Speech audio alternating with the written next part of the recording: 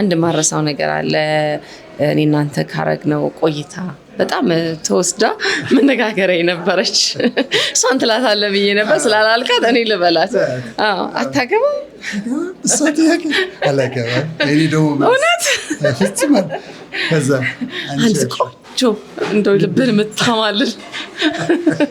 ቆንጆ ልጅ ብታገኝስ እሱን አረሳውም አሁን እኮ እየፈለኩ ነው ልብ ትርክክ የምታረግ አይደለ ስለዚህ ሊሆን ይችላል ማለት ነው እናመሰግናለን ቴንኪው በጣም አመሰግናለሁ በርቺ ትቻለሽ ስጦታሽ ነው ቦታሽ ነው ስለዚህ ስራሽን ቀጥይ በጣም አመሰግናለሁ ቴንኪው